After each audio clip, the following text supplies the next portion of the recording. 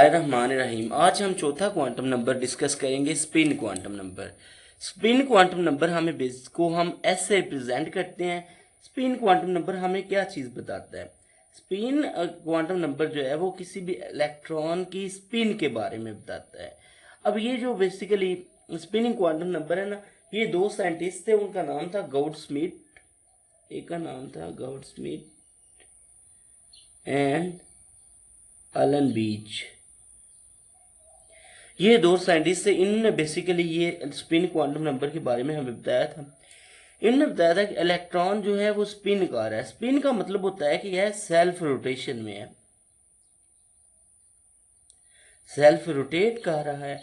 तो self rotate spin कर रहा है, तो इस स्पिन क्वांटम नंबर के बारे में इन्होंने बताया था। और वो जो स्पिन है वो हमारे पास दो तरह की है।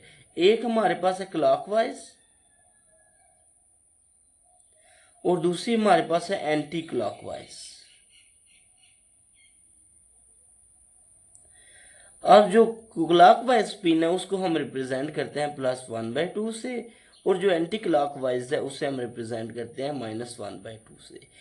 अब ये बेसिकली हमें इलेक्ट्रॉन के अंदर इलेक्ट्रॉन तक लेके जा रहे हैं, यानी ऑर्बिटल के अंदर जो इलेक्ट्रॉन है उस तक लेके जा रहा है। वो कैसे? आपने सपोज करें मैं यहाँ पे इलेक्ट्रॉनिक कन्फिग्रेशन लिखता हूँ हीलियम की। हीलियम मेरे पास एटॉमिक नंबर 2 है, तो ये है 1s2।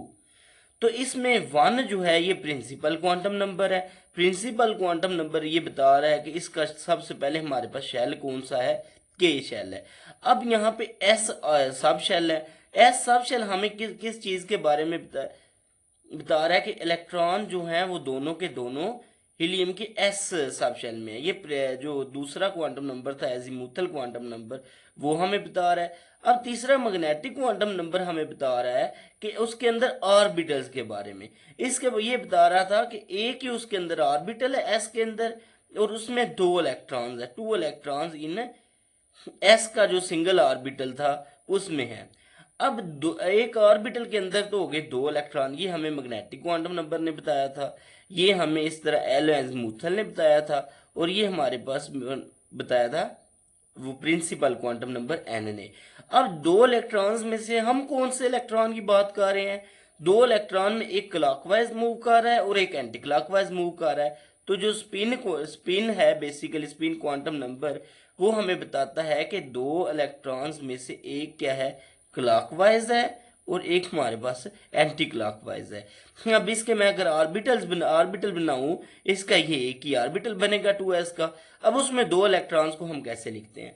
हम क्लॉकवाइज और एंटी क्लॉकवाइज को इस तरह रिप्रेजेंट करते हैं। ये जो हाफ एरो मैंने ड्रा किया है ये नीचे की तरफ, ये क्लॉकवाइज डायरेक्शन को शो करता है, और जो क्लॉक ऊपर को एरो मैंने ड्रा किया है वो बेसिकली एंटी क्लॉकवाइज को डील करता है। तो इस अगर आपको सारे के सारे क्वांटम नंबर्स पता हो तो आप पता चला सकते हैं कि आप किस इलेक्ट्रॉन की बात कर रहे हैं, आप किस इलेक्ट्रॉन को डिस्क्राइब करना चाह रहे हैं। अब क्योंकि इलेक्ट्रॉन स्पिन कर रहा है, सेल्फली रोटेट कर रहा है, तो इलेक्ट्रोमैग्नेटिक थ्योरी के मुताबिक हमारे पास स्पिनिंग जो भी चार्जेस होते हैं वो मैग्नेटिक फील्ड जनरेट करते हैं, मैग्नेटिक फील्ड जनरेट करते हैं। और मैग्नेटिक फील्ड जनरेशन की वजह से ये जो इलेक्ट्रॉन है ये basically as a magnet behave करता है। तो ये चीज़ थी हमारा आज का टॉपिक, स्पिन क्वांटम नंबर। इसमें हमने इलेक्ट्रॉन तक पहुंचे हैं चारों क्वांटम नंबर्स की मदद से। अब उसके बाद हमारे पास है क्विक चेक।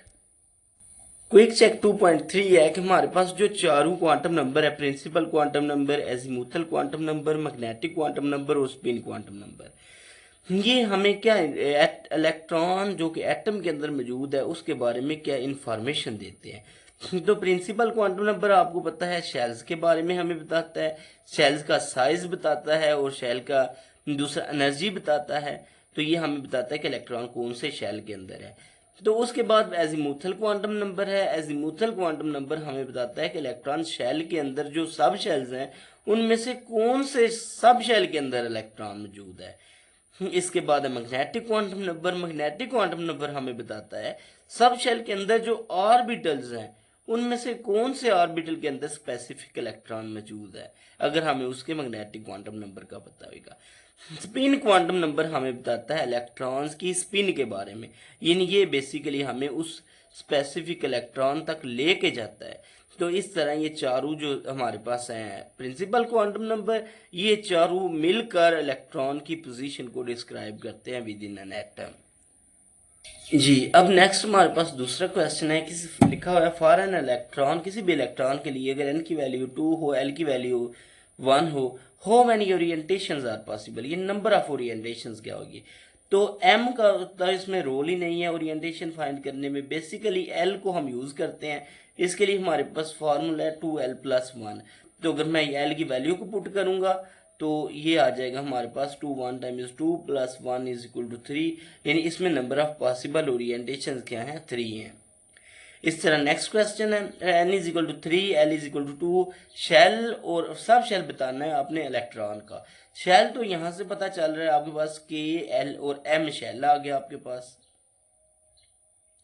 अब m शेल के बाद l is equal to 2, l is equal to 2 का मतलब है हमारे पास इसमें 3 है, 0 1 और 2। 0 एस को एस सब शेल के बारे में बताता है, 1 शो करता है कि हमारे पास पी सब शेल है, 2 शो करता है हमारे पास डी सब शेल है।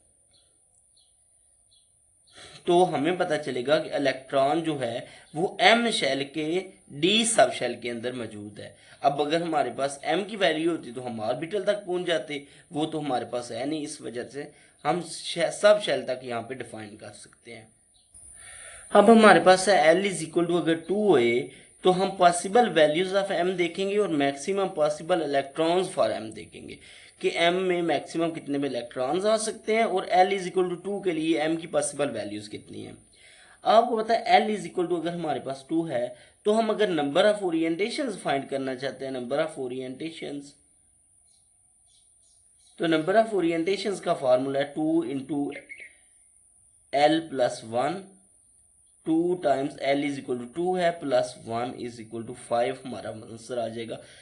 ओरिएंटेशंस कितनी है, टोटल 5 वैल्यूज होंगी, 5 पॉसिबल वैल्यूज। अब आपको पता है अगर m की वैल्यू आप फाइंड करना चाहते हैं वो प्लस माइनस l होती है, तो m की वैल्यू होगी प्लस माइनस 2 आ जाएगी, तो उसमें 0 प्लस माइनस 1 और प्लस माइनस 2, ये 5 वैल्यूज हमारे पास होंगी, 0 प्लस 1 माइनस 1 प्लस 2 और माइनस 2, इस तरह 5 आ सकती हैं। अब अगर m मैक्सिमम इलेक्ट्रॉन फाइंड करना चाहते हैं तो m हमारे पास डील जो करता है वो करता है ऑर्बिटल्स के साथ। ऑर्बिटल में बेसिकली 2 ही इलेक्ट्रॉन्स आ सकते हैं और ये अगर l इज इक्वल टू 2 है तो इसमें हमारे पास टोटल 10 इलेक्ट्रॉन्स आ सकते हैं, यानी एक ऑर्बिटल में यानी तो हमारे पास 2 इलेक्ट्रॉन्स आ सकते हैं। अब हमारे पास m की वैल्यूज यहाँ पे 5 है, तो 0 में 2, प्लस 1 में 2, माइनस 1 में 2, प्लस 2 में 2 और माइनस 1 में 2, तो माइनस 2 में 2 सॉरी, तो हमारे पास टोटल वैल्यूज के तो कितने इलेक्ट्रॉन्स होंगे, यहाँ पर हमारे पास 10 इलेक्ट्रॉन्स होंगे। शुक्रिया।